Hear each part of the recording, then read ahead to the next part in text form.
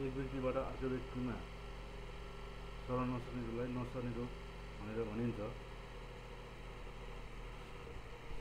जस्तै क्यान्सर, मुटुको रोग, दम, मधुमेह आदि नसर्ने रोगहरू हुन्। नसर्ने रोगहरू जोसुकैलाई पनि हुन सक्छ। नसर्ने प्रक्रिया रोग गराउने तात्पर्य निम्नलिखित छन्। 1 नम्बरमा परिवर्तन गर्न वा रोकथाम गर्न नियन्त्रण गर्न सकिने खाद्यतत्त्वहरू। यसमा 30 पदार्थको सेवन गरेमा नसर्ने रोग लाउँछ। मदिराको अत्याधिक सेवन गरेमा नसर्ने रोग लाउँछ। अस्वस्थकर खानेकुरा खाएमा पनि नसर्ने रोग लाउँछ।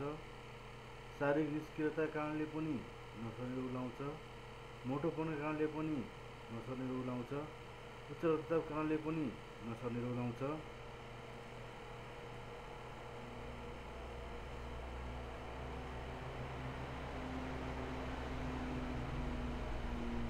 रगतमा चिनी र भुसुको मात्रा बढी हुनुको कारणले पनि नसर्ने रोग लाउँछ। र नसर्ने रोगलाई परिवर्तन गर्न वा नियन्त्रण गर्न नसकिने खाद्यतत्त्वहरू भनेको उमेरमा परिवर्तन गर्न सकिँदैन, लिङ्गमा परिवर्तन गर्न सकिँदैन, वंशानुगत तत्त्वमा परिवर्तन गर्न सकिँदैन। त्यसैले हामीहरूले छुर्ती या छुर्ती अन्य पदार्थको सेवन भुलेर पनि गर्नु हुँदैन। यसको सेवन गरियो भने यसबाट नसर्ने रोग आउँछ। नसर्ने रोग आउने क्यान्सर लाग्यो भने अब त्यसको उपचार जटिल हुन्छ। उपचार गरेर पनि अप्ठ्यारो समस्यामा परिन्छ। उपचार गर्दा दुःख हुन्छ र उसको पनि मृत्यु पनि हुन्छ। त्यसैले यस्ता नसर्ने रोगबाट बच्नलाई एउटा 1 नम्बरमा शक्तिबाट सेवन गर्नु भएन। 2 नम्बरमा मदिराको अत्याधिक सेवन गरेर मदिराको सेवनै गर्नु भएन। मदिराको सेवन नगर्ने भने पनि मदिराको सेवन नगर्दा हामीले नसर्ने रोग लाउनु आउँदैन। त्यस्तै अस्वस्थकर खानेकुराहरू खानु हुँदैन।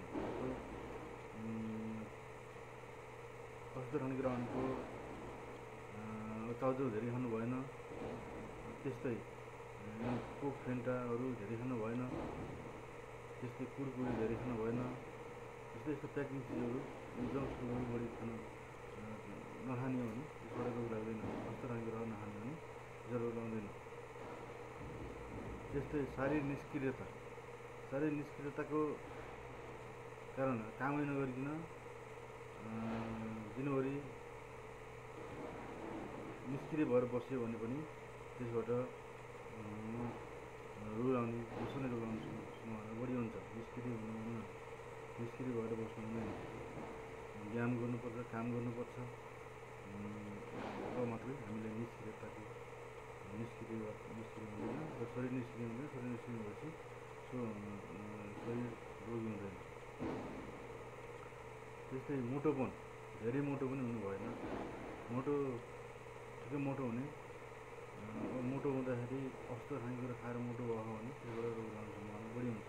त्यसैले स्वस्थ खानेकुराहरू खाएर मोटो हुनु भनेको र अस्वस्थ खानेकुरा खाएर मोटो हुनु भनेको अन्तर हुन्छ। र स्वस्थकर खानेकुराहरू खाएर मोटो भइयो भने त्यसबाट व्यायामहरू गर्ने र अति गरेर पनि कमाउन सकिन्छ। र त्यस्तै उच्च रक्तचापको कारणले पनि हामीलाई नसर्ने रोग लाउँछ। त्यस्तै रगतमा चिनी र भुसको मात्रा बढी भयो भने नसर्ने रोग लाउँछ। त्यसैले चिनीलाई कम गर्नको लागि, रगतमा चिनी र भुसको मात्रा कमाउनको लागि धेरै चिनी खानु भएन। किनभने गुलियो चिजहरू बढी खानु भएन। गुलियो चिज कम खायो भने त्यसबाट चिनी भुसको मात्रा कम हुन्छ। त्यस्तै उच्च रक्तचापबाट कम गर्नुपर्छ। उच्च रक्तचाप पनि हुनु हुँदैन। उच्च रक्तचापले हामीलाई असर गर्छ, नसर्ने रोग लाउँछ। त्यसैले यस्ता नसर्ने रोग नलाओस् भन्नको लागि उच्च रक्तचापदेखि सावधान हुनुपर्छ। त्यस्तै परिवर्तन गर्न वा रोकथाम गर्दा नियन्त्रण गर्न नसकिने खाद्यतत्त्वहरू भनेको एउटा उमेरको हदबन्दी। उमेर भयो भने उमेर पुगेर रोग लाग्यो भने त्यसबाट हामीले रोकथाम नियन्त्रण गर्न सकिँदैन। जस्तो उमेर भनेको अब 40 वर्ष काटेपछि, 50 वर्ष काटेपछि, 60-70 वर्ष काटेपछि रोग लाग्यो।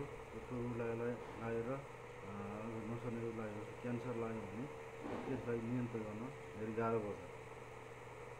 त्यस्तै रोकथाम गर्न सकिँदैन। त्यसैले समयमै हामीहरू सचेत हुनुपर्छ र उमेर सानो छ भनेर धेरै जस्तो अगाडि असर खाद्य खानु हुँदैन। पछि उमेर ठुलो भइसकेपछि हामीलाई असर गर्छ, रोग लाग्छ, नसर्ने रोग लाग्छ, क्यान्सर लाउँछ, मधुमेह लाउँछ, मधुमेह आदि नसर्ने रोग, दमहरू लाउँछ।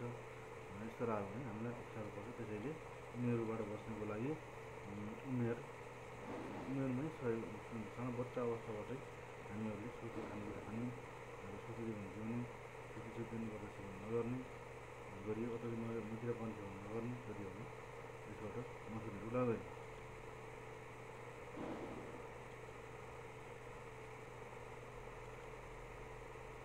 रोगले लिङ्ग र पुरुष, महिला र पुरुष भने छुट्याउनु। महिलालाई लाउन सक्यो त्यो रोग, पुरुषलाई लाउन सक्यो रोग, जसलाई पनि लाउन सक्छ। त्यसैले लिङ्गको आधारमा महिलालाई यो लाउने, पुरुषलाई यो लाउने भनेर छुट्याउँदैन। त्यसैले यो लिङ्गको आधारमा पनि यो रोकथाममा नियन्त्रण गर्न सकिँदैन।